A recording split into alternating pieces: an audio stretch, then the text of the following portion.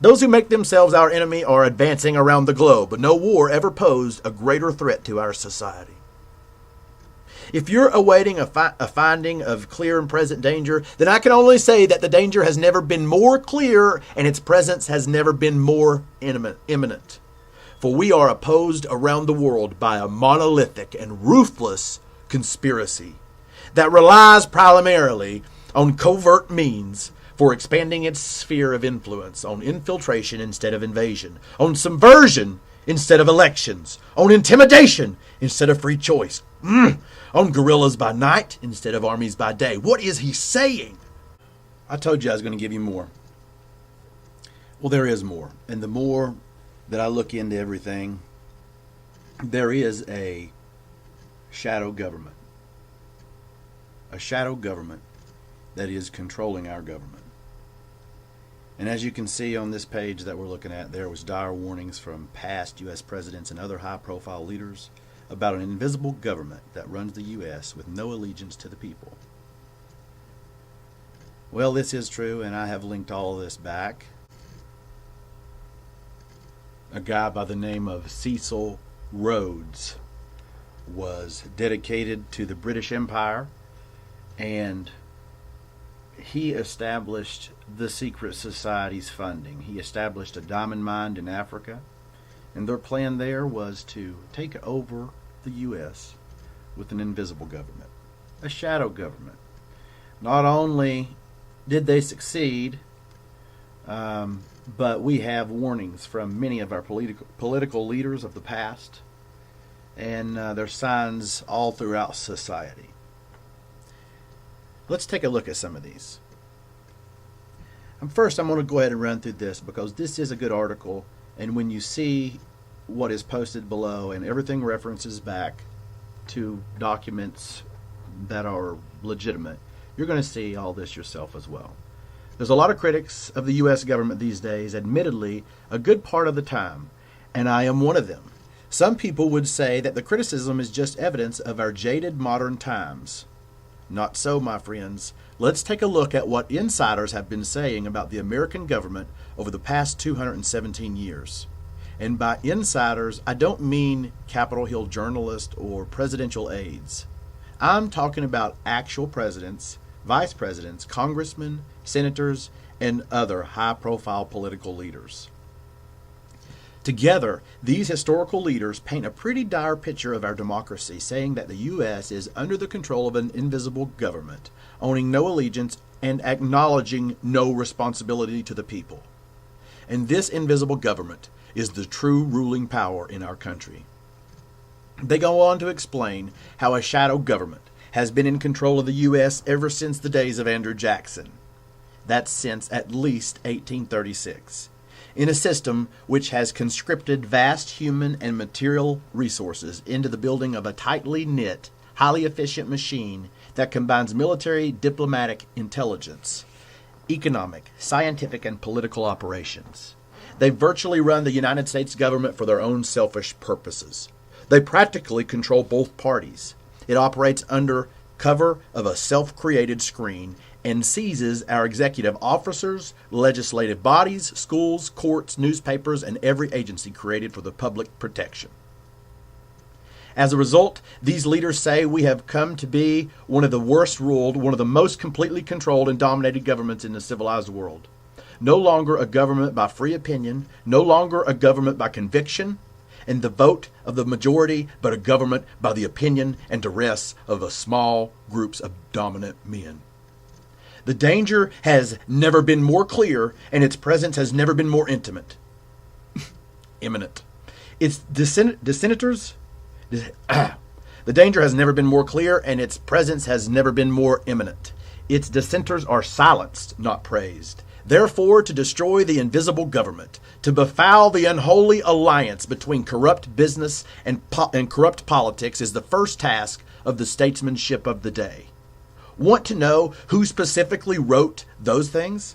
Check out the list of quotes from high-level historical leaders that I compiled below. All the statements in this article have been verified as authentic and have associated links to their source materials. listed below, which appear in chronological order, began with our first president, George Washington. Oh, yes, and it does also go up to JFK, the last president to speak out. So, George Washington wrote this, and I've looked up this document. It can be found in the Library of Congress. And he warns of the Illuminati. Okay? It was not my intention. This was wrote, by the way, at the beginning of his presidency. This is 1798. No, I'm sorry. This is right after his presidency.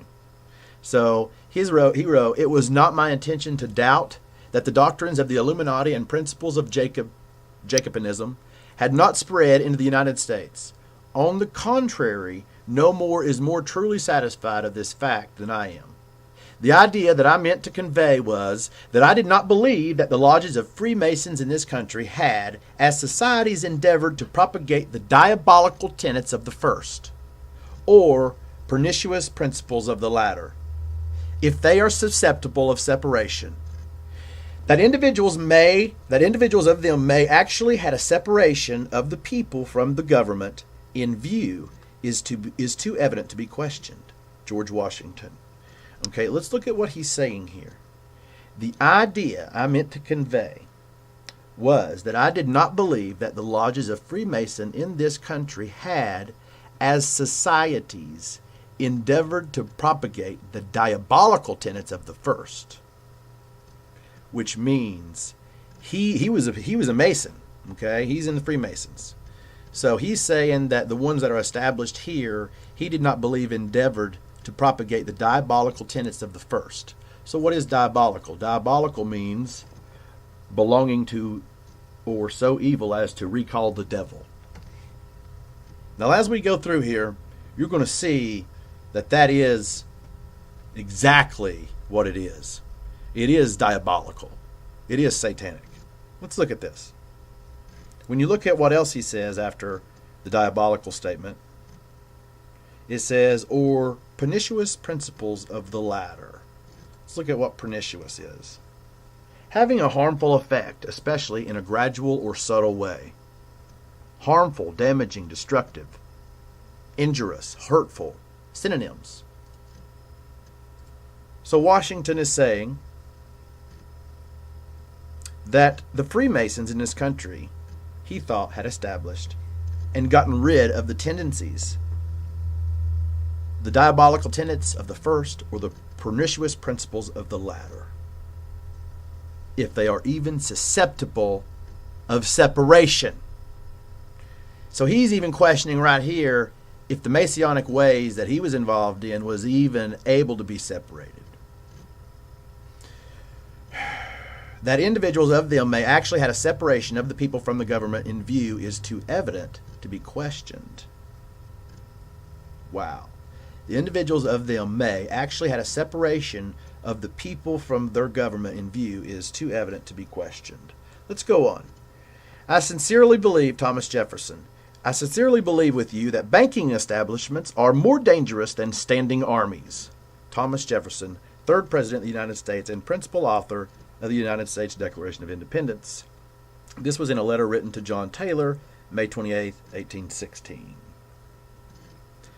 A power has risen up in the government greater than the people themselves, consisting of many and various powerful interests, combined in one mass and held together by the cohesive power of the vast surplus in banks. John C. Calhoun, Vice President, 1825 to 1832. A power has risen up in the government greater than the people themselves. What? Consisting of many and various powerful interests, combined in one mass and held together by the cohesive power of the vast surplus in banks. It makes sense, doesn't it? With what all's going on today, you can tell, obviously, we don't have freedom, we don't have liberty. And we're going to go over some things in detail. You think you do, but in reality, you don't have full freedom and liberty. Note that it appears that Washington's and Jefferson's concern regarding bankers and separation of the people from the government was realized by 1836. This fact was confirmed in a letter written by FDR in 1933, in which he wrote that a financial element in the large centers has owned the government ever since the days of Andrew Jackson. Jackson was the 7th president of the United States, 1829-1937. Calhoun served as Jackson's vice president from 29 to 1932.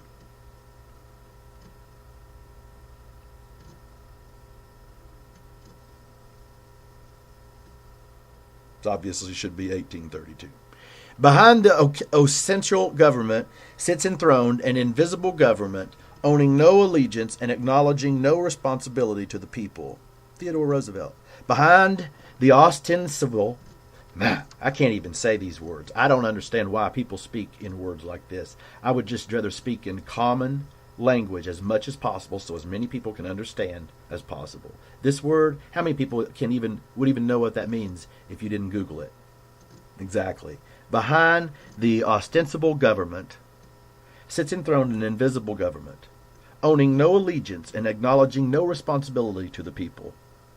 To destroy this invisible government, to defile the unholy alliance between corrupt business and corrupt politics is the first task of statesmanship of the day.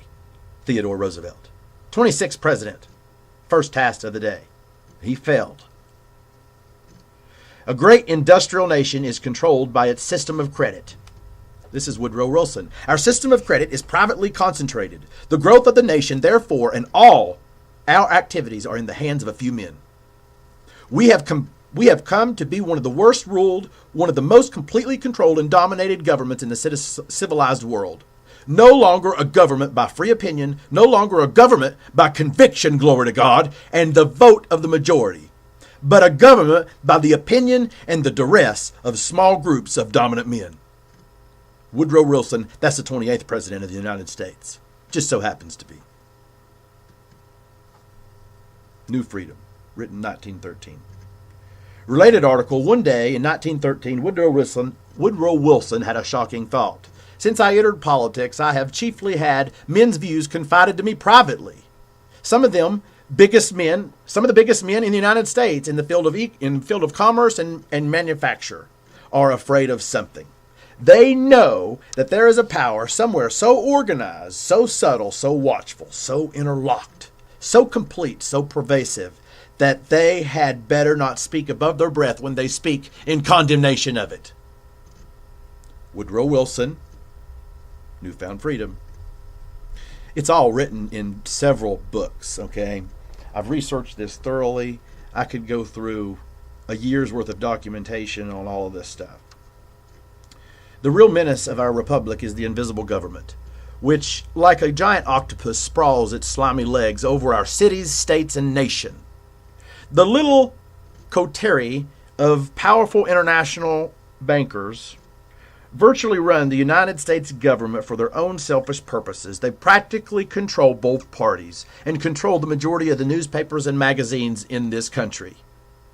They use the columns of these papers to club into submission or drive out of office public officials who refuse to do the bidding of the powerful corrupt cliques who oppose the invisible government. It operates under cover of a self-created screen. Seizes our executive officers, legislative bodies, schools, courts, newspapers, and every agency created for the public protection. That's the mayor of New York City, New York Times, 1922. You want to try that one again? Because this guy figured it out more than anybody. You see, when you look back here, even the president, the first president, when you look at the documents, he didn't even want to be president. They didn't even want to have a president. But there was a plan put in place for England to establish New England here in an invisible way and get us to have a president, which was their version of a king. In fact, if you look at the documents that was given to us before we established the Constitution, they are very similar to the Constitution written by the same man, Benjamin Franklin. And they wrote the Plan of Albany. And in the Plan of Albany, that was some of the original proposal for Constitution before the Revolutionary War. And it proposed basically the same government that we have now, except that the King of England chooses our president. Yeah. Oh, there was more to it and different taxes involved as well. But the gist of it is that it was a lot like our government now.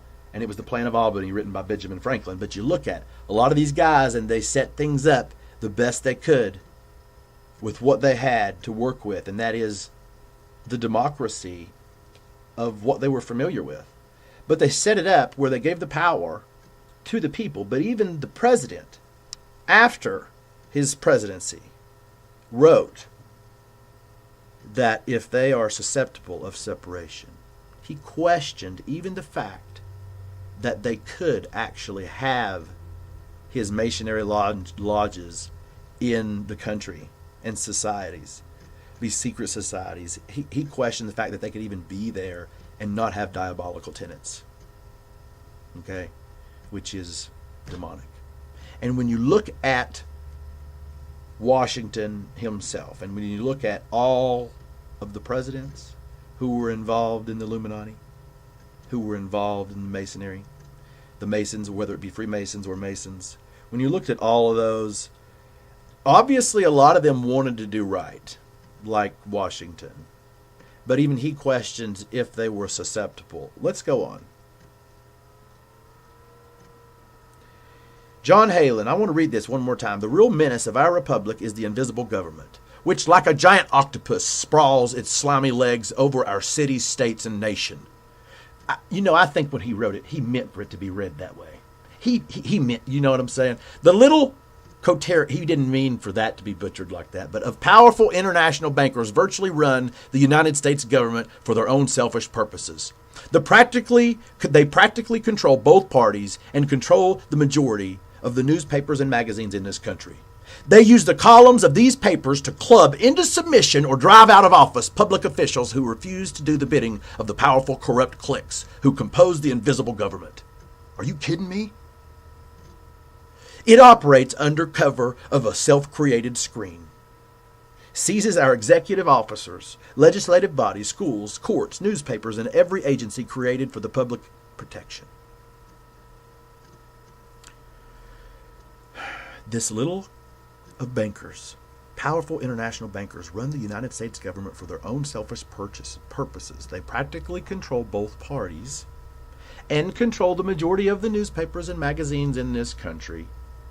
They use the columns of these newspapers to club into submission or drive out of office public officials who refuse to do the bidding of the powerful, corrupt cliques which compose the invisible government. So a big part of this is news. And you're going to see this. You're going to see in what we go over with JFK's speech in just a minute about the news. And you're going to see that what's going on right now with President Trump and the news has been going on a long time for presidents who wanted to do right and who opposed this shadow government. You're going to see that a big working of politics has been the media, no doubt about it.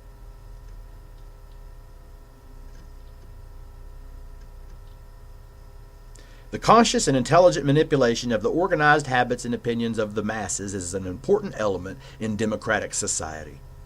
Those who manipulate this unseen mechanism of society constitute an invisible government.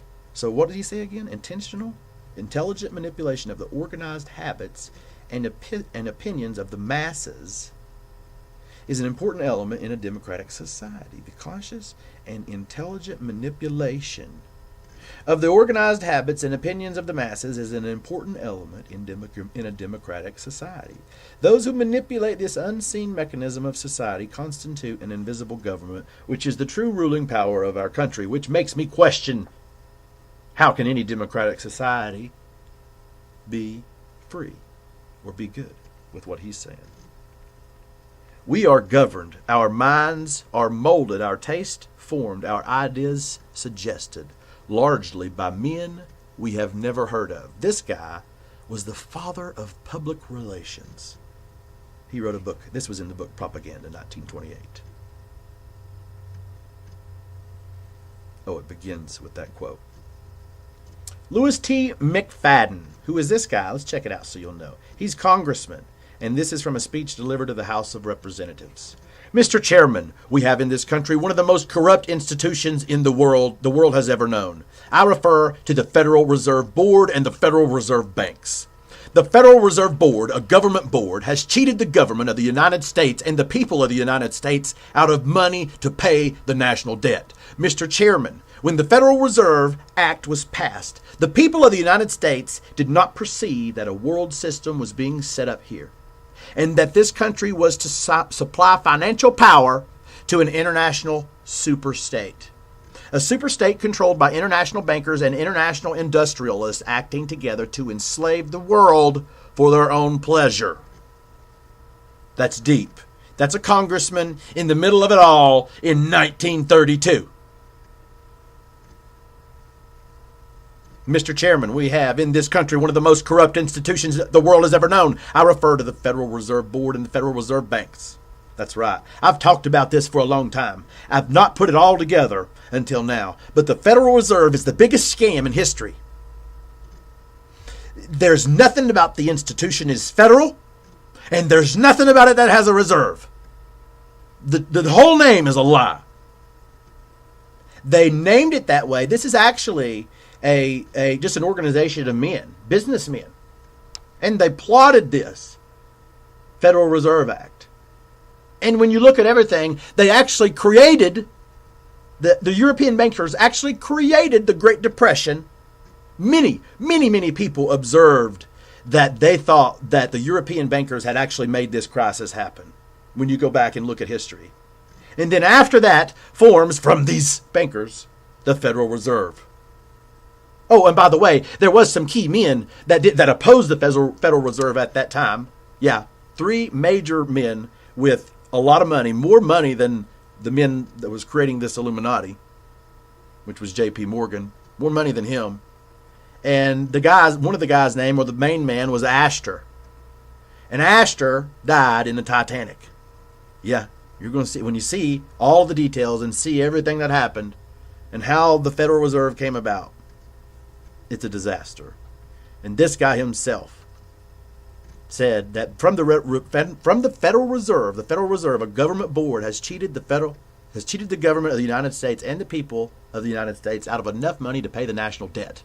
Mr. Chairman, when the Federal Reserve Act was passed, this is very critical. The people of the United States did not perceive that a world system was being set up here. We all know what world system we've been waiting to have set up. One world system, one world government. They want more separation from government and people. Let's pick up here, I'm sorry. And that this country was to supply financial power to an international superstate, a superstate controlled by international bankers and international industrialists acting together to enslave the world for their own pleasure. Glory to God. How do we miss this? How are we so asleep and so ignorant to the fact that this, I'm talking to myself. How do we not, when we see things like this, how do we not research until we figure it all out? The real truth of the matter is, as you and I know, that a financial element in the large centers has owned the government ever since the days of Andrew Jackson. That is truth, Mr. Roosevelt, and we'll go into that as well.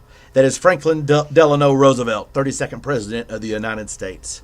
He said this was in a letter to Colonel Edward M. House, dated November 21st, 1933. In his personal letters here as well, I guess. Anyway, we can save these links. You're going to see these links are valid, okay? This is all stuff that's documented. Of course, people can go in through Wikipedia and change things, and I have seen things changed. But a lot of this is coming from, legal documents. It's all in front of our faces. There's nothing that's hidden, guys. That's the problem, and that's what's scary. Today, the path to total dictatorship in the U.S. can be laid by strictly legal means. We have a well-organized political action group in this country determined to destroy our Constitution and establish a one-party state. It operates secretly, silently, continuously to transform our government. The ruthless power-seeking elite is a disease of our century. This group is answerable neither to the President, the Congress, nor the courts. It is practically irremovable.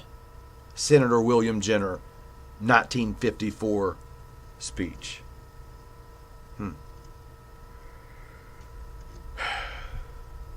This one's J. Edgar Hoover. The individual is handicapped by coming face to face with the conspiracy so monstrous he cannot believe it exists. The American mind simply has not come to a realization of the evil which has been introduced into our midst. It rejects even the assumption that human creatures could espouse a philosophy which must ultimately destroy all that is good and decent. Okay, now I'm going to explain to you something. When you listen to J. Edgar Hoover's statement, he's referring to a statement that leads you to believe it's demonic, and I do too. When you look at this situation, this is a attack not only against our country, but this is an attack against our world. This is not only an attack where, hey, we want to take over and control everybody, but from everything I can tell, this is an all-out attack on the human race and Earth itself. And what I mean by that is, who else but Satan would want to completely destroy what God created? And when you look at this, you're going to see more in depth of what we're talking about, but there's no doubt that the plans that are in place are a kamikaze type plan at the heart. And you'll see that this society, obviously, even when you call them out, are not going to believe that, because they work amongst a society set up of inner circles and with a few people connecting in the innermost.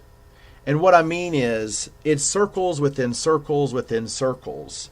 And as the circles go to each circle that goes out, they don't know about the ones behind them. They think they are it.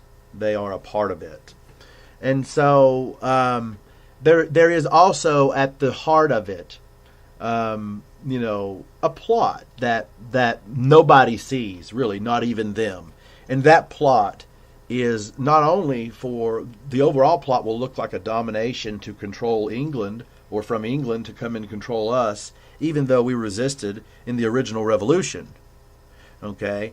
And that we won our freedom. Well, this looks like an invisible plot to come in and reestablish here as England anyway, in an invisible manner, and all signs point to that.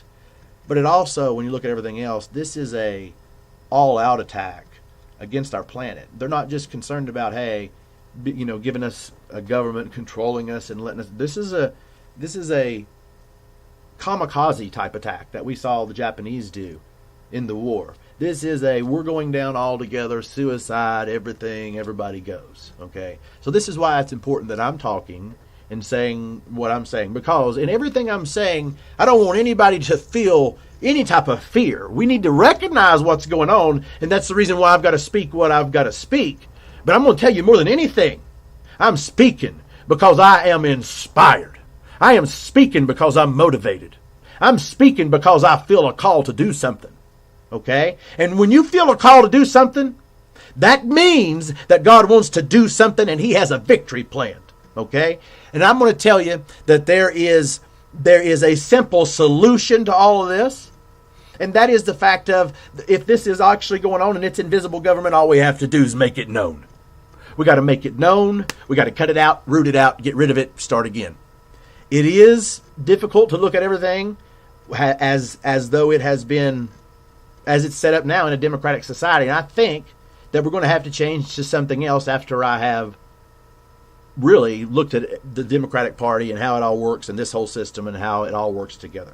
We'll see more of this as we go.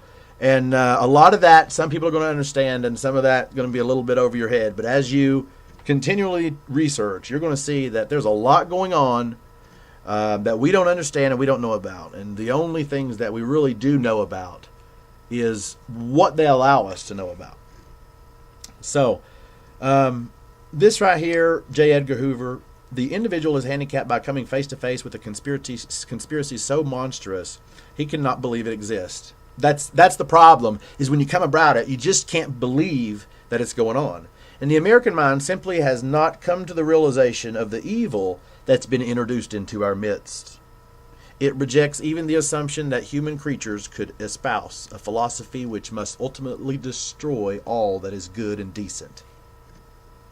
So he's saying this plot rejects even the assumption that human creatures could espouse a philosophy which must ultimately destroy all that is good and decent. So he's saying that he doesn't believe humans will even think that it's possible for a philosophy to be accepted by a man to ultimately destroy all that is good.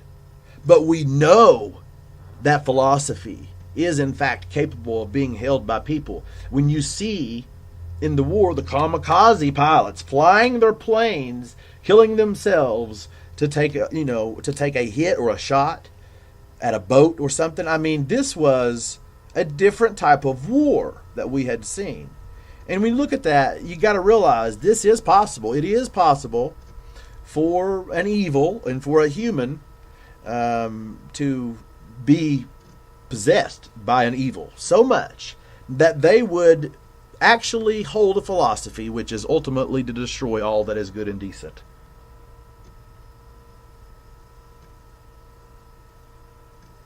Doesn't even think that we can understand it, but we can. Dwight Eisenhower.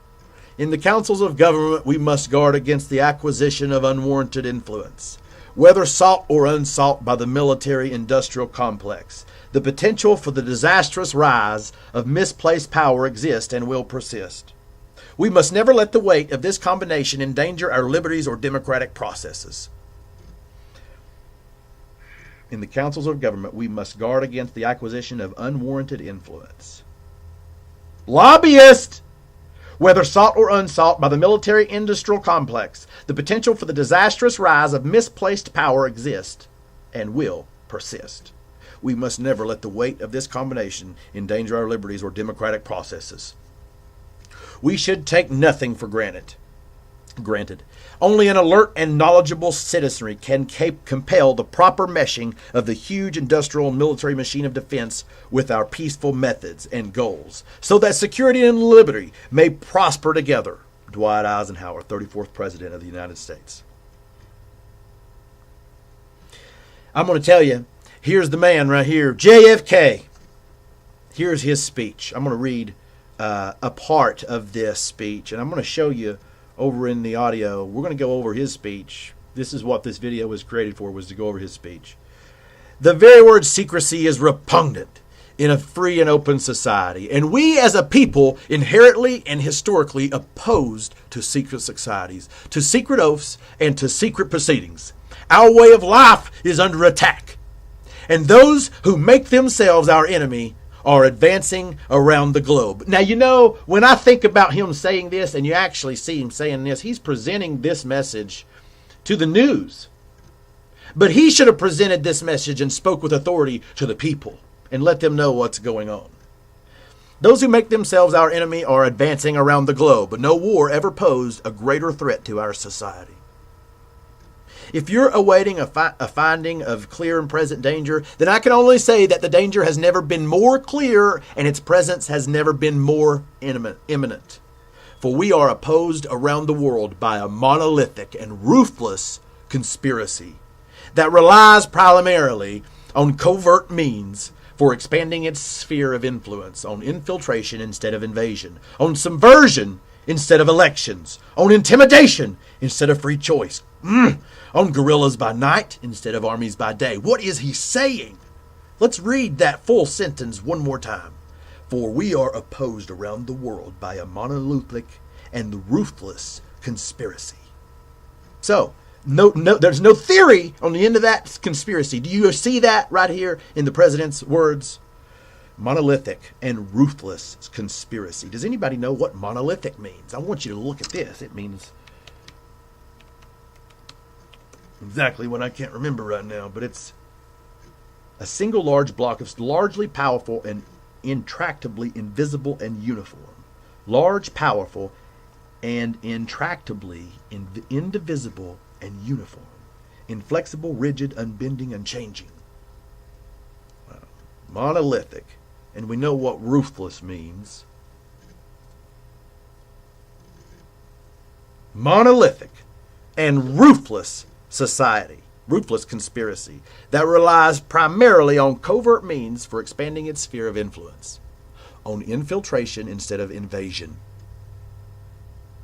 on subversion instead of elections, on intimidation instead of free choice, on guerrillas by night instead of by armies by day.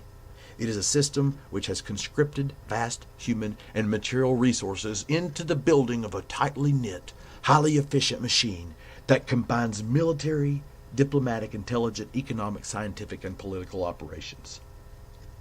Its preparations are concealed, not published. Its mistakes are buried, not headlined. Its dissenters are silenced, not praised. And I just want to take a second and honor our president, our fallen president, John F. Kennedy. We appreciate your service. We appreciate what you did for us. And in this speech, he became a dissenter. And as we all know, he was silenced. His brother even ran, Bobby, and they shot him in the back of the head when he was making a run for the White House. Thank you, Mr. Kennedy. John F. Kennedy, 35th President. No expenditure is questioned, no rumor is printed, no secret is revealed. I think that's worth one more run over. The very word secrecy is repugnant in a free and open society. We are, as a people, inherently and historically opposed to secret societies, to secret oaths, and to secret proceedings. Our way of life is under attack. Those who make themselves our enemy are advancing around the globe. No war ever posed a greater threat to our society. If you're awaiting a finding of a clear and present danger, he said there's no greater threat to our society. If you're awaiting a finding of clear and present danger, then I can only say that the danger has never been more clear and its presence has never been more imminent. For we are opposed around the world by a monolithic and ruthless conspiracy that relies primarily on covert means for expanding its sphere of influence, on infiltration instead of invasion, on subversion instead of elections, on intimidation instead of free choice, on guerrillas by night instead of armies by day. It is a system which has conscripted vast human and material resources into the building of a tightly knit, highly efficient machine that combines military, diplomatic, intelligence, economic, scientific, and political operations. Its preparations are concealed, not published. They're published now. Its mistakes are buried, not headlined. It's headlined now. We just haven't paid any attention. Its dissenters are silenced, not praised. No expenditure is questioned. No rumor is printed. No secret is revealed. They have been revealed.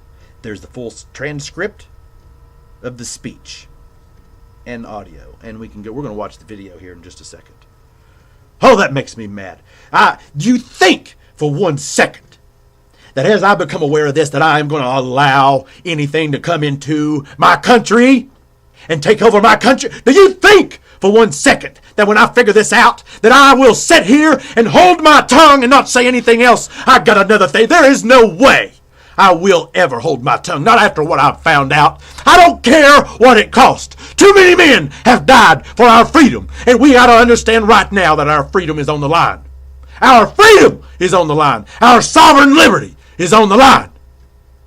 And I will go as far as to tell you that it is complete tyranny that we are seeing. And you're going to watch exactly where it's coming from. Glory to God. The Rockefellers and their allies have for at least 50 years been carefully following a plan to use their economic power to gain political control of the first America. And then the rest of the world. Do I mean conspiracy? Yes, I do. I'm convinced there is such a plot, international in scope, generations old in planning, and incredibly evil in intent. Congressman Larry P. McDonald. Nobody wants to believe conspiracy theories. It's not a theory. All we have to do is go down to your local judge and watch what goes on in society. It's conspiracy after conspiracy after conspiracy. Watch what goes on in government time and time again. It's conspiracy after conspiracy. When you look through history, what has brought down different nations, what has brought down different kingdoms in the past and different empires, it has been conspiracy after conspiracy after conspiracy. It is no theory. We got to get it through our heads that everything that we have been taught is for a purpose.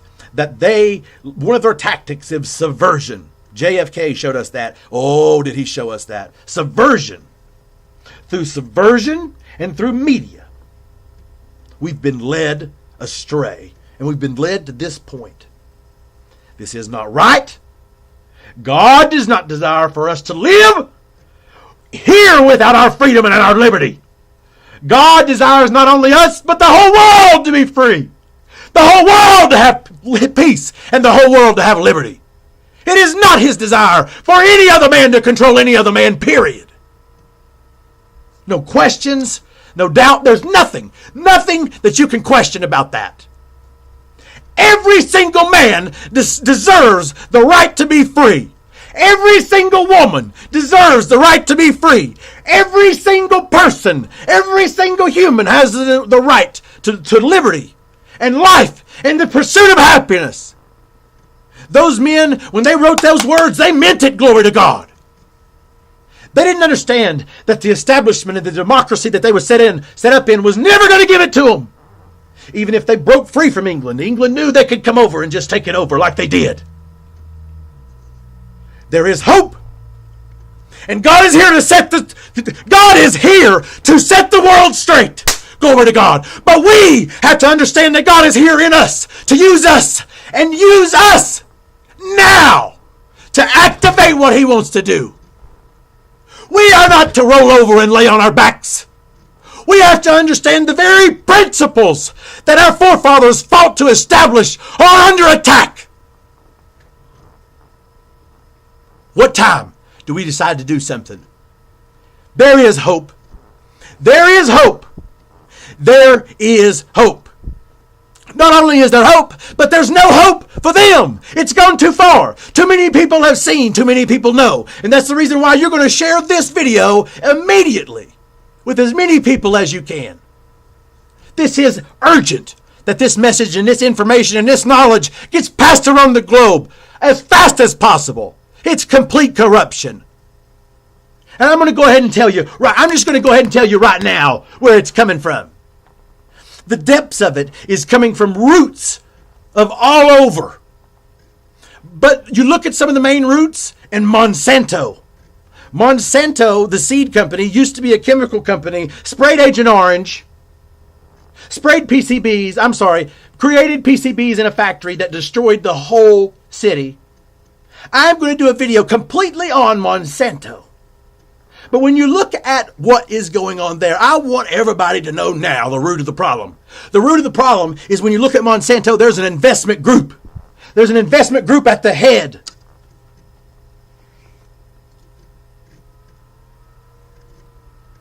There's an investment group at the head. There's an investment group at the head of Monsanto and the major owner. And it's Vanguard. Vanguard! I want you to look at Vanguard real quick. It is the British ship that was in the Revolutionary War. Let's look at it. The Vanguard was the forefront of an action or a movement. And I'm going to explain something to you. The Vanguard Investment Group was set up unlike any other investment group that's ever been set up.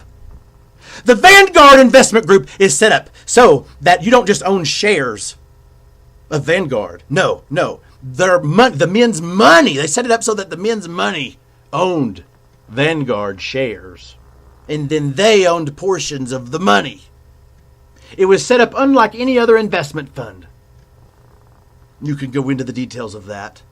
But they named it after 11 ships of the Royal Navy have been born the name Vanguard.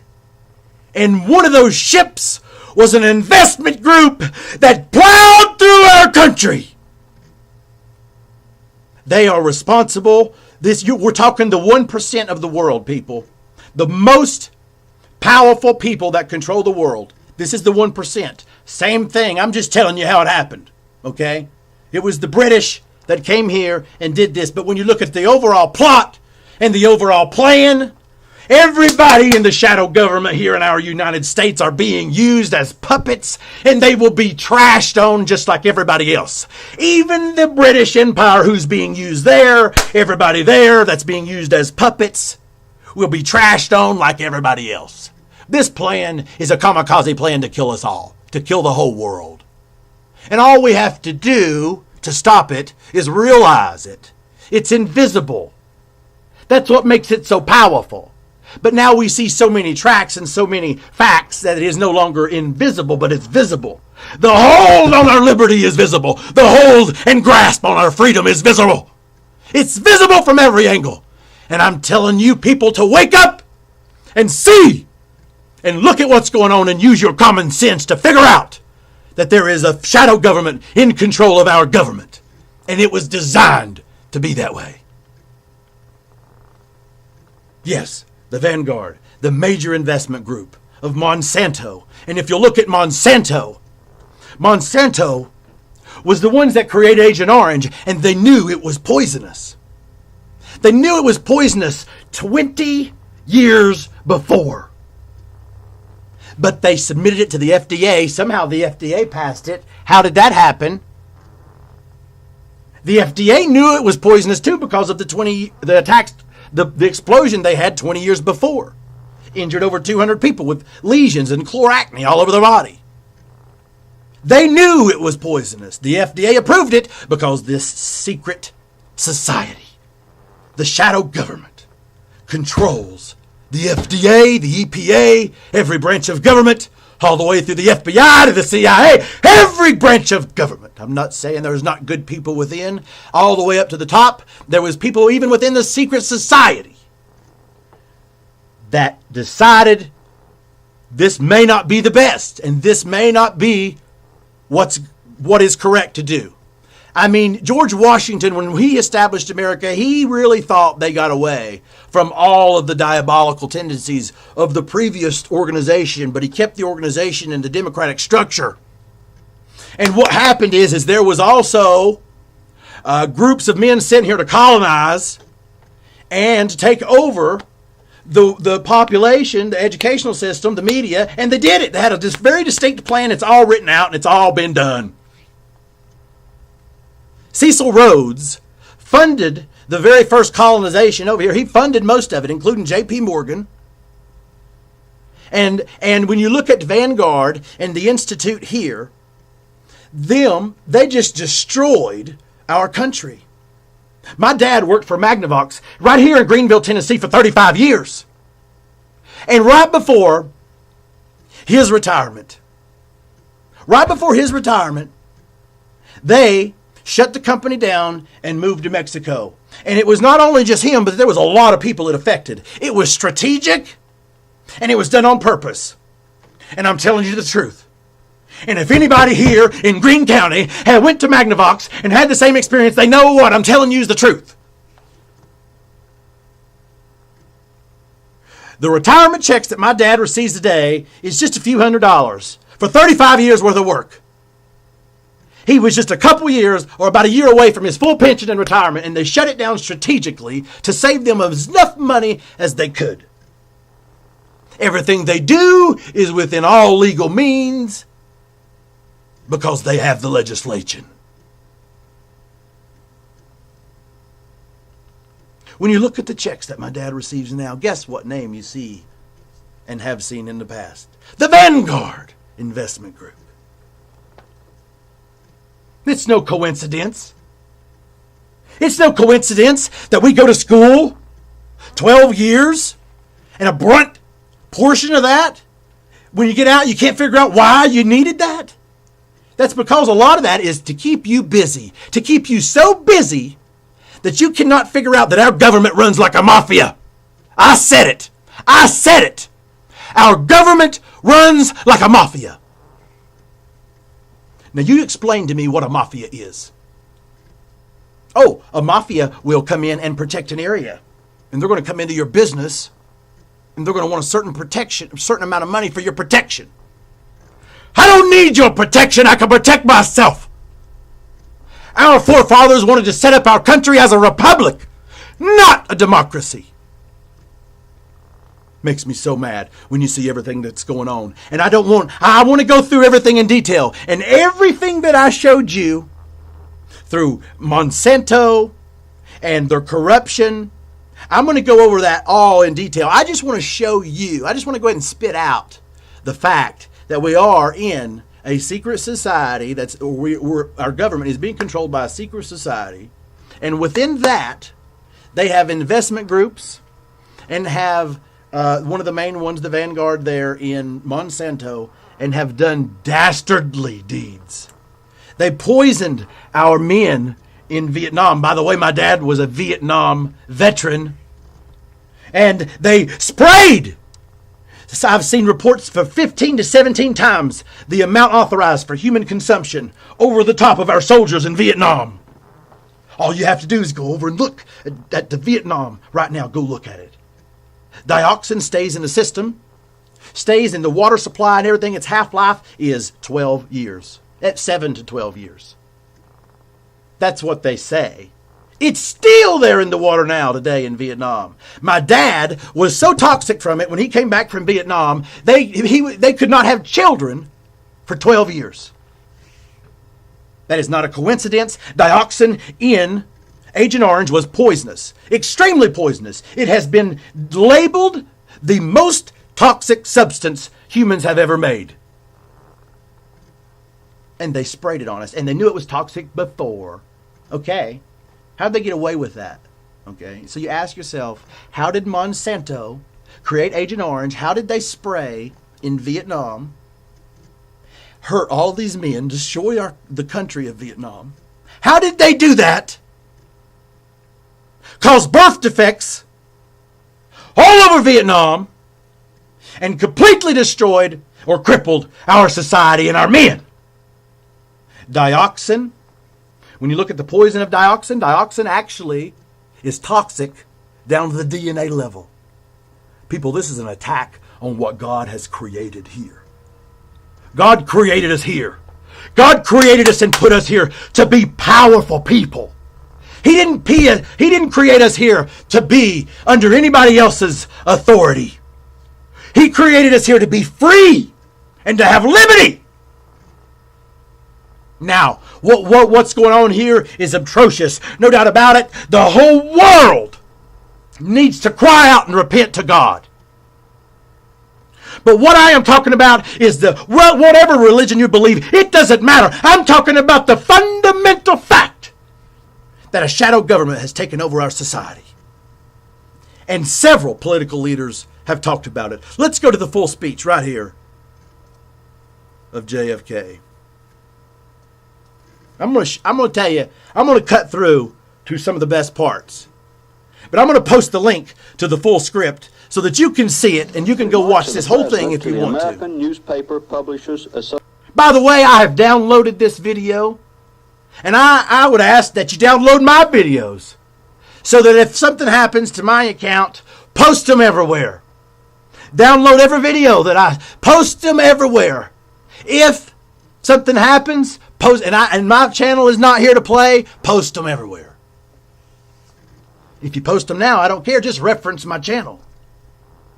We just need to work together. And I want to go ahead and speak what is exactly going on. When you look at JFK's speech right here, and he spoke this to the American Newspaper Publisher Association, he should have spoke it to the American people.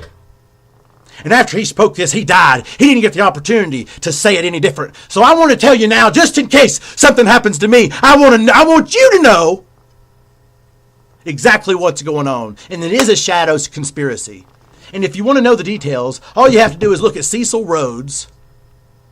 You have to look at Cecil Rhodes, and you have to look at the professor and who wrote all the books. All you have to do is look at the professor Carroll Quigley. Carroll Quigley was a professor that wrote about Bill Clinton. That wrote about this whole society, and he actually had Bill Clinton as a student. And you're going to see that he actually was like the historian of this secret society. if you want to know the details of all of the plot and how it came about, that's the guy who writes and tells you about Cecil Rhodes and shows you all in depth of how it happens. And he's not the only person that's wrote about it. There's been several other people that wrote about it. One of the authors was on the Titanic of another book. You can go read it now. It's not that it's not available now. You can go read it. And you can see it tells you basically the same thing that this professor says of the Western civilization and how it developed and how the secret plan was for England to come over and basically win the revolution, regardless of the fact that we had won our revolution. We just thought we had won our revolution and our freedom. So when you look at everything, let's go ahead and run into this speech. I'm going to give you the high points. You can go back. I'll put this. New York City. I'll put this link into the video below. Mr. Chairman, ladies and gentlemen, I appreciate very much your generous invitation to be here tonight. You bear heavy responsibilities these days, and the article I read some time ago He's talking to the reminded press. me of how particularly heavily the burdens of present-day events bear upon your profession. You may remember that in 1851, the New York Herald Tribune, under the sponsorship and publishing of Horace Greeley, employed as its London correspondent an obscure journalist by the name of Karl Marx. We are told that foreign correspondent Marx, stone broke, and with a family ill and undernourished, constantly appealed to Greeley and managing editor Charles Dana for an increase in his munificent salary of $5 per installment, a salary which he and Ingalls ungratefully labeled as the lousiest petty bourgeois cheating. But when all his financial appeals were refused, Marx looked around for other means of livelihood and fame, eventually terminating his relationship with the Tribune and devoting his talents full-time to the cause that would bequeath to the world the seeds of Leninism, Stalinism, revolution, and the Cold War. Now, listen, the reason I'm going through this whole version with you guys, I want to stop and go over some points, and I think that when you look at the full version, you see some things that some of these shorter versions you don't. I mean, no doubt about it. When you read these shorter versions, you know, like JFK here, I mean, there's things here that is definitely in this speech. When you go and pull it up and you go here, in a transcript and audio, and you look at the actual speech, it's documented in history. They didn't do anything hidden. They themselves are hidden. They did everything publicly, which is kind of scary that we haven't figured out. We really are sheep. But I just want to show you that as we go through here, I'm going to stop a couple times and just show you a couple comparisons between Kennedy and the press and what's going on now. If only this capitalistic New York newspaper had... Making a joke and they're laughing. Why? Because he's against the press. It's kind of same jokes you see now. had treated him more kindly.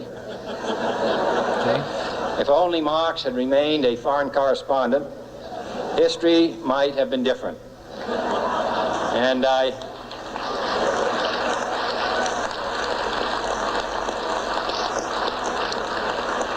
hope all publishers will bear this lesson in mind the next time they receive a poverty-stricken appeal from a small increase in the expense account from an obscure newspaper man.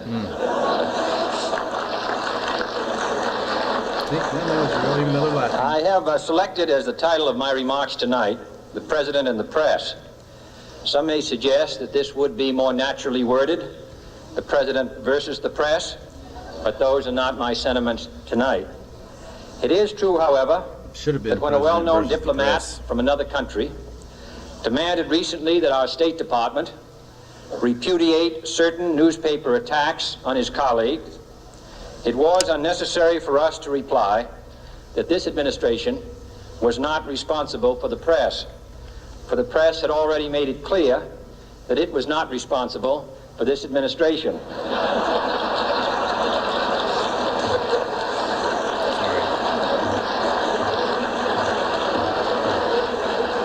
Nevertheless, my purpose here tonight is not to deliver the usual assault on the so-called one-party press. See?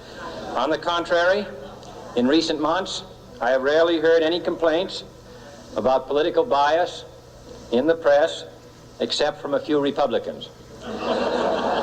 Nor is it my purpose tonight to discuss Sounds just like what's going on now. the televising of presidential press conferences.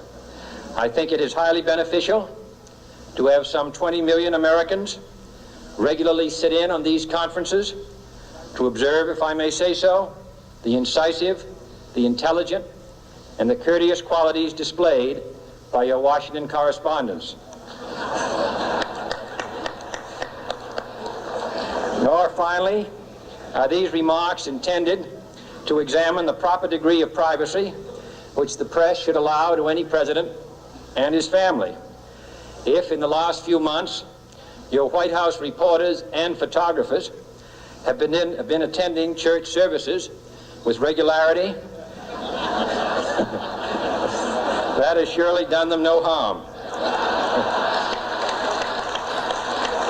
Man, it's been a fight with the press for a long time. On the other hand, I realize that your staff and wire service photographers may be complaining that they do not enjoy the same green privileges, the local golf courses, which they once did. It is true that my predecessor did not object, as I do, to pictures of one's golfing skill in action. But neither, on the other hand, did he ever be a Secret Service man. My topic tonight is a more sober one, of concern to publishers as well as editors. This is where he gets direct. I want to talk about our common responsibilities in the face of a common danger. Common danger. The events of recent weeks may have helped to illuminate that challenge for some. We need to look at those. But the dimensions of its threat. We need to look at those dates of what's going on at this time. I'm not going to do that right at this moment. But when you look at his speech, it's not right here. 27th of April, 1961. There is some more information I'm going to provide for you guys, too. Have loomed large on the horizon for many years. Whatever our hopes may be for the future, for reducing this threat or living with it, there is no escaping either the gravity or the totality of its challenge to our survival and to our security. Talk about it. A challenge that confronts us in unaccustomed ways in every sphere of human activity. Every sphere. This deadly challenge imposes upon our society two requirements of direct concern, both to the press and to the president. Two requirements that may seem almost contradictory in tone, but which must be reconciled and fulfilled if we are to meet this national peril. I refer first to the need for far greater public information, and second, to the need for far greater official secrecy. The very word secrecy is repugnant in a free and open society. Truth. And we are, as a people, inherently and historically opposed to secret societies. Talk about it. To secret oaths and to secret proceedings. Yes, we are. We decided long ago that the dangers of excessive and unwarranted concealment of pertinent facts far outweighed the dangers which are cited to justify it. Come on. Even today, there is little value in opposing the threat of a closed society. Come on. By imitating its arbitrary restrictions. That's it. Even today, there is little value in ensuring the survival of our nation if our traditions do not survive with it. And there is very grave danger that an announced need for increased security will be seized upon by those anxious to expand its meaning to the very limits of official censorship and concealment. That I do not intend to permit to the extent that it's in my control. He's trying to get the press to and come no out. official of my administration, whether his rank is high or low, civilian or military, should interpret my words here tonight as an excuse to censor the news, to stifle dissent, to cover up our mistakes, or to withhold from the press and the public the facts they deserve to know. He's saying, listen, guys. But I do ask. I'm going to tell you why they're clapping. Because a lot of the presidents talk not only to the people, but they also talk to the society. And so he's saying to the people,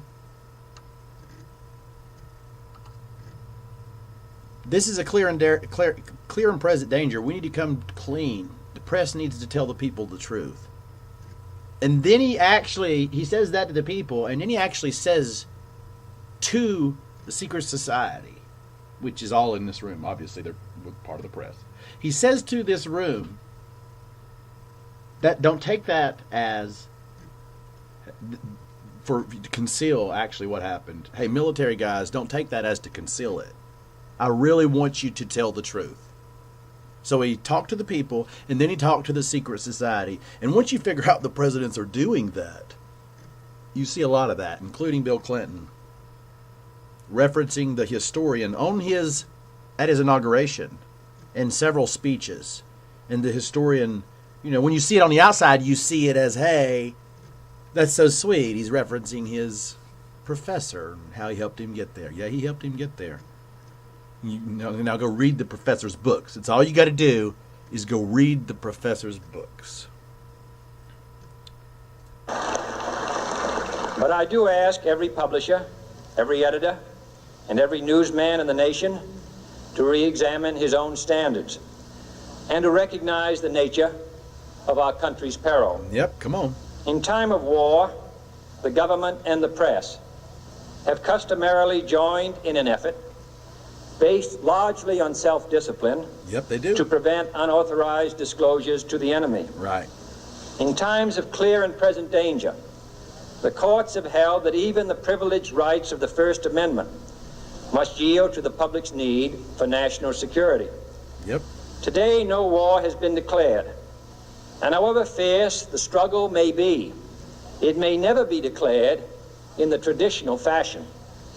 Our way of life is under attack. He's declaring war. Those who make themselves our enemy are advancing around the globe. Listen. The survival of our friends is in danger. And yet no war has been declared. No borders have been crossed by marching troops.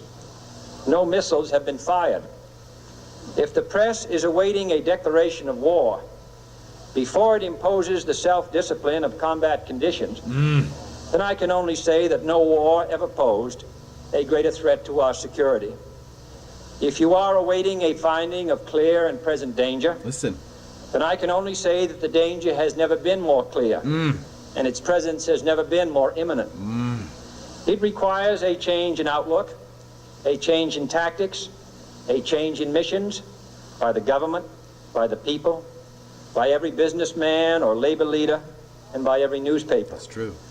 For we are opposed around the world. Come on now. By a monolithic and ruthless conspiracy. It's Prez. That relies primarily on covert means for expanding its sphere of influence, on infiltration instead of invasion, on subversion instead of elections. Come on now.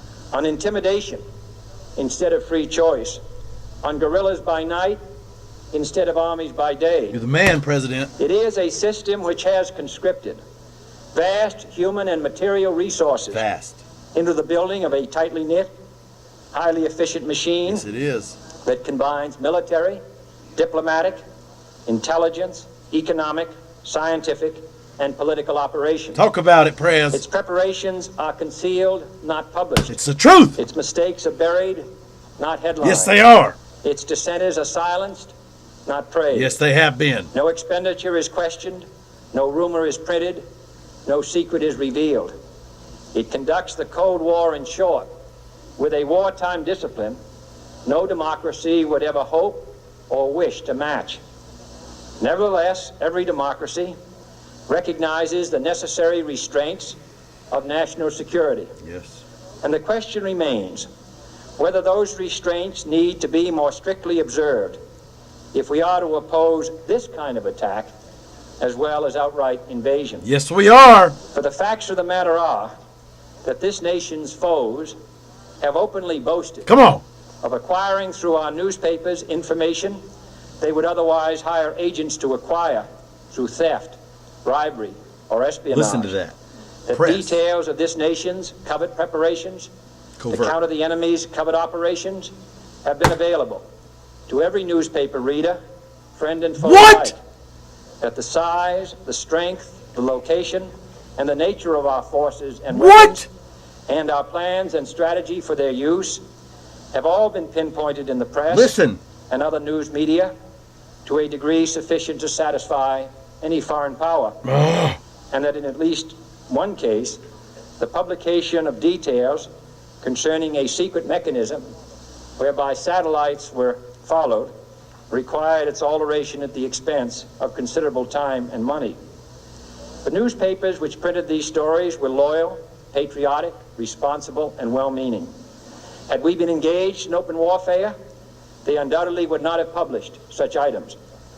But in the absence of open warfare, they recognized only the tests of journalism and not the tests of national security.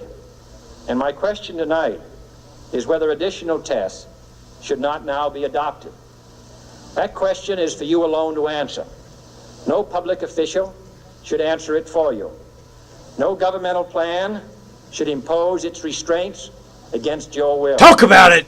But I would be failing in my duty to the nation in considering all of the responsibilities that we now bear and all of the means at hand to meet those responsibilities if I did not commend this problem to your attention and urge its thoughtful consideration. On many earlier occasions I have said, and your newspapers have constantly said, that these are times that appeal to every citizen's sense of sacrifice and self-discipline. Yes, it is. They call out to every citizen to weigh his rights and comforts against his obligations to the common good. I cannot now believe that those citizens who serve in the newspaper business consider themselves exempt from that appeal. I have no intention of establishing a new Office of War Information to govern the flow of news. I am not suggesting any new forms of censorship or new types of security classifications. I have no easy answer to the dilemma that I have posed and would not seek to impose it if I had one. But I am asking the members of the newspaper profession and the industry in this country to re-examine their own responsibilities, to consider the degree and the nature of the present danger, and to heed the duty of self-restraint, which that danger imposes upon us all. Every newspaper now asks itself, with respect to every story, is it news? All I suggest is that you add the question, is it in the interest of national security? And I hope that every group in America, unions and businessmen and public officials at every level, will ask the same question of their endeavors and subject their actions to this same exacting test. Come on now. And should the press of America consider and recommend the voluntary assumption of specific new steps or machinery, I can assure you that we will cooperate wholeheartedly with those recommendations. Perhaps there will be no recommendations. Perhaps there is no answer to the dilemma faced by a free and open society in a cold and secret war. In times of peace, any discussion of this subject and any action that results are both painful and without precedent. But this is a time of peace and peril which knows no precedent in history. Wow! It is the unprecedented nature of this challenge that also gives rise to your second obligation, an obligation which I share. What is that obligation, Prez? And that is our obligation to inform and alert the American people. Inform and alert the American people. Glory to God! To make certain that they possess all the facts that they need and understand them as well, the perils, the prospects, the purposes of our program, and the choices that we face. So you want to know why I'm saying what I got to say? You want to know why I'm going through what? Because I saw that what JFK said here was exactly true. I saw that what all of these different presidents, and Hoover, Eisenhower, Jenner, Roosevelt, look it up! I'm not telling you anything that's false. Louis McFadden, Edward Bernays, this is the guy with the propaganda book, the father of public relations, and John F. Howland. Are you kidding me? The mayor? The real menace of the republic is the invisible government which, like a giant octopus, sprawls its slimy legs over our cities, states, and nation. The little coterie of powerful international bankers virtually run the United States government for their own selfish purposes. They practically control both parties and control the majority of the newspapers and magazines in the country. They use the columns of these papers to club in this. What? This is going on all the way back to the president. Banking establishments are more dangerous than standing armies. When you get to Mr. Andrew Jackson, when you look at everything, there's things that are so fishy about it. Because when you look at Andrew Jackson, he made what in history looked to be the most powerful move against the banking establishment. He abolished the United States Second National Bank, which was their monopoly plan. He called it a monopoly in front of everybody to take over the world and take over our freedom. And he destroyed it and split it up into a few banks at first. Ended up going to the National Depository instead of being the First National Bank. That is now the Federal Reserve. Yes. Well, he split it up when it was the First National Bank, United States First National Bank. And then from there, they went into like 300 different banks throughout the nation eventually by the end of his term. So he thought, that the United States should be able to work with many, many banks. The more, the merrier. Not just one. And then, of course, this horrible, horrible monopoly bank showed up again after the Great Depression. And that was the Federal Reserve, which is the biggest scam that we'll go through in detail. That's the reason why you're going to want to follow this. I'm going to go through all of this in detail. And what we need you to do is we need you to share this information. Because this is important, people. It's our obligation to inform and alert the American people. No president should fear public scrutiny of his program. For from that scrutiny comes understanding. And from that understanding comes support or opposition. And both are necessary. That's right. I am not asking your newspapers to support an administration, but I am asking your help in the tremendous task of informing and alerting the American people. For I have complete confidence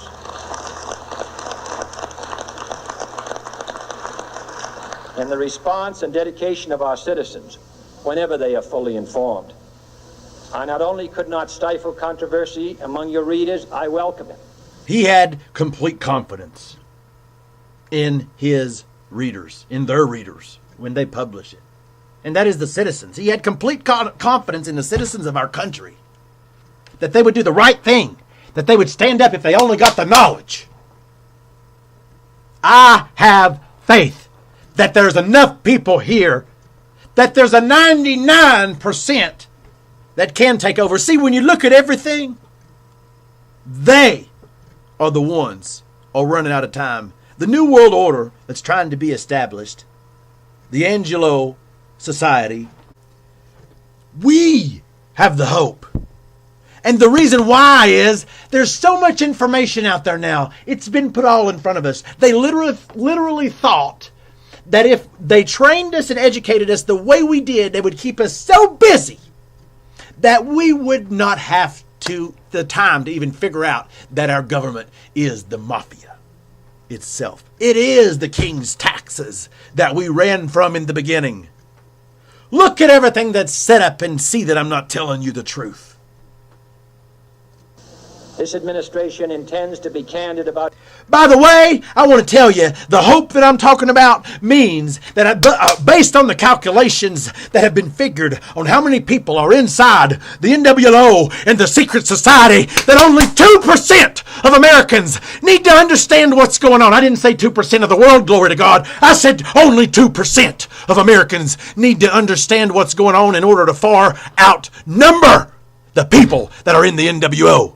And that are in the New World Order. They may be powerful, but I'm telling you, glory to God, the power's in the people. And the men that set up our country initially set it up for this day and put the power right into people's hand. Even though we may have to stand up here and defend it and run off the English one more time, I'm going to tell you, we will not be controlled by a shadow government. If I have anything to do with it, I will talk about it and share about it and tell everybody that they need to do the same thing until people understand exactly what's going on.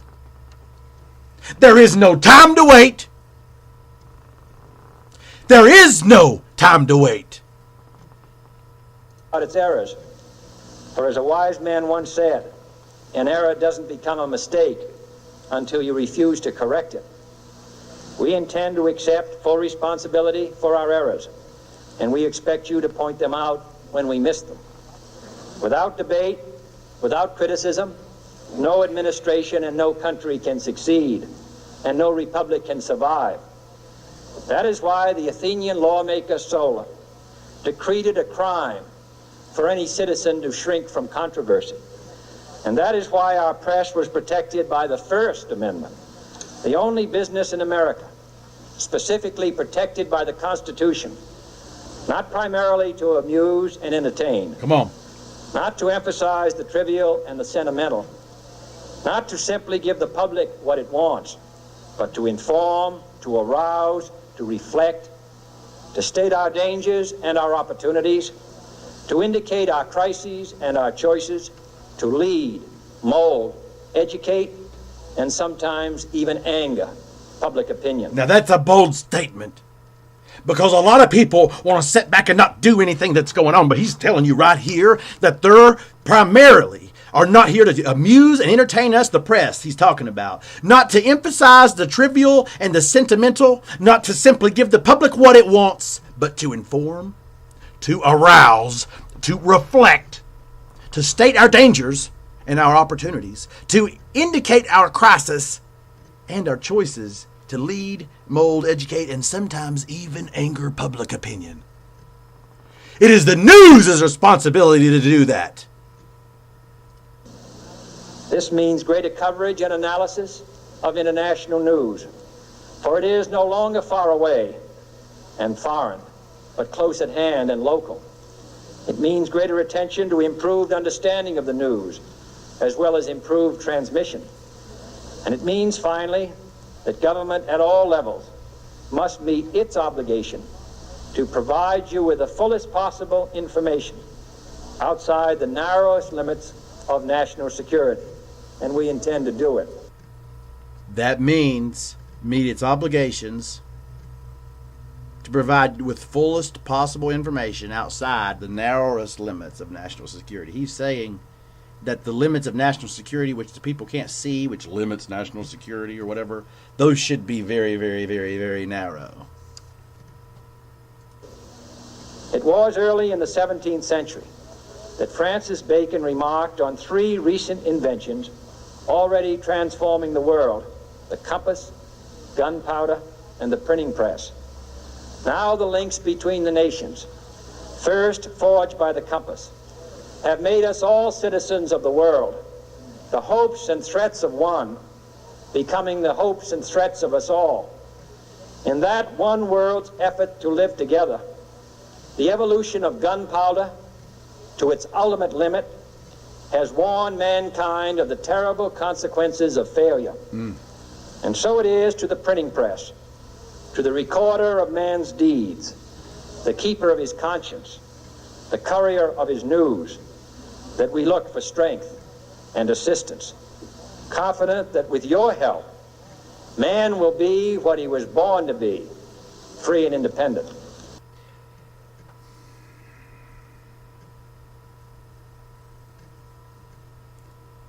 The printing press, to the record of man's deeds, the keeper of his conscience, the courier of his news, that we look for strength and assistance, confident that with your help, man will be what he was born to be, free and independent.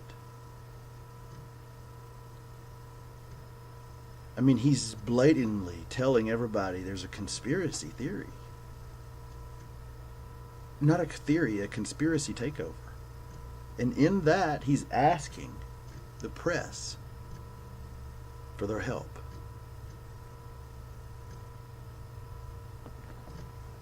When you look at this, I wish he would have made this call to the people. As the president, he should have made this call to the people, and he felt his call to the people was through straightening out the press. But he didn't do it directly to the people. And as we know the story, JFK was assassinated in open public, in a parade, as an example. Right here. Yeah. I'm going to tell you something. That should have made everybody else just stand up. All of America knew JFK was assassinated and there was a plot. And oh, do we get into the plot. But I just want to share with you first some very clarifying statements that we see here with JFK. I want you to stay tuned, subscribe to the channel, and listen. Honestly, pass this along, share this along. You're gonna see a lot more information. I'm going to be posting links to all the information down below. All the things I'm talking about, I'm going to be going into details. Okay, we're going over J.P. Morgan. We're going over what happened with the Federal Reserve, how it got established. We're going to talk about some of these things here on this channel, and exactly what happened and the real history. And it's kind of alarming when you think about everything and you realize what I'm saying, that there's a shadow government that was initiated by the British Empire. The JFK actually called them American imperialist. And it was a man, in Africa of British descent who established this enormous amount of wealth. And from that he initiated several wills in order to carry out this plan to dominate not only our country but other countries by the shadow government. And based on what I can tell, I've obviously not researched everything, but it looks like they've got control on just about every country in the world. We definitely know that the whole forging of the United Kingdom and the setting up of the United States, when I look back in history, our forefathers were very, very hesitant to form the United States. They liked their individuality of the states. They didn't want to come together except to fight off defenders. I mean, they wrote that in the Articles of Federation. That one of the first founding documents before the Constitution was accepted as well. That was before the Plan of Albany as well. But we're going to go through that. We're going to talk about the Plan of Albany. We're going to look at what that means in history, and you're going to see, the plan that was set up and exactly how much England had in control here, right up into the Constitution. And so when you look at everything, and you look at everything that's going on now, the only way this all works is because it's invisible. So that's the importance of sharing all this. That's the importance of just revealing it to people, is the fact that the only reason that it does work is because it is invisible. You're going to see, we're going to go over the Andrew Jackson story in detail, and there's a story about the Titanic and how it happened. We'll go over that in detail, and I just need you to share this with other people and pass it on. Glory to God, there is hope. I'm going to tell you, no matter what, I am the type of person that is motivational, inspirational. A lot of people are even on my channel because I am that. And I hate that I am having to come across this way for anything, but this is important. When you realize exactly what's going on and that there is a shadow government controlling our government of America, and it's slowly taking away our freedoms, I'm going to tell you, we can't just sit and be quiet for very much longer, because if we do, we will not have any more freedoms. But the great news is the only reason that this works is because it's invisible. So even I'm showing you, I have to point out all these facts, that there's no way to point out these facts without it being shocking and depressing or saddening or scary, just realizing all of this. But I got great news. Glory to God. Glory to God, He has a purpose. I know that God is not showing us this for no reason. We know that when the light shines on the enemy, the evil intentions will be revealed. And that's exactly what we got to do. We just have to show people and share with people what's going on. And I encourage you to do your own research. I encourage you to follow some of the links that I've shown, that I'm going to show you below in my video. See, some of the documents. I mean, when we go through a lot of this stuff, we're going to go through it on Wikipedia. It's going to be right there documented, the Plan of Albany, and we're going to read about that and see about our forefathers and exactly what they wanted to form here as a republic and not a democracy. And so we're going to get into that more and exactly how we got to the point where we're at now. And the large bankers basically controlling they're controlling the world through a corporation and a system of banks which go internationally. And they're looking to set up a one world government over in Europe. And so, I mean, we know, even when you read the Bible, we see the satanic antichrist behavior in the end times. We know it's the end times. And when you look at this, I mean, even in Scripture, it shows you that the Antichrist must be revealed before Christ's return. But I just want to encourage you guys that even though things seem scary and stressful when you see all of this, I just want you to know that God does have a plan. And the only reason that this even works is because it's invisible. And the forefathers' dream of us establishing a country, of being free and having liberty, it is possible. It is possible to eradicate all of this. We have to start by cutting off the head and getting some things right. There's no doubt about it. When you look at Monsanto and you look at how its employees have transitioned in and out of major political offices through almost every organization of the FDA and the EPA and the USDA, the president right now of the chairman of the FDA was the president of Monsanto and vice versa. And so they swap back and forth employees at the big revolving door. That is the main investing group that has just destroyed and ravished our country. You take that head off and you work on establishing some rules and some laws, and if the whole democracy doesn't need to be changed, but then maybe establish some rules or laws that keeps a lot of this stuff out. I mean, talk about a conflict of interest with the person that's approving foods for the FDA. The whole organization is just infiltrated with Monsanto, who also does the genetically modified organisms in our food, and also our they work with our fertilizer and all kinds of our agricultural needs based on seeds now. So you're going to see this is very in depth. It's all been going about behind our backs or behind the curtain without us knowing. But when you see everything, I know, and I have faith in people, and I have faith in God in people. And He's not bringing me here to die. He's bringing me here to lead you out and to show you that this is actually going on. All you have to do is realize and look and do enough research, and you'll understand that everything I'm telling you is fact. It's documented from more than one resources. It's documented. The professor who Bill Clinton called out and acknowledged in his inauguration speech, he actually wrote all about the Western civilization and how it arrived and how it is here now. He told the whole plan in detail. Okay, and that's not the only other guy to do it. I told you that earlier. He's came over in the Titanic, another author. But there's been several other books written about it from undercover authors that just really never went public.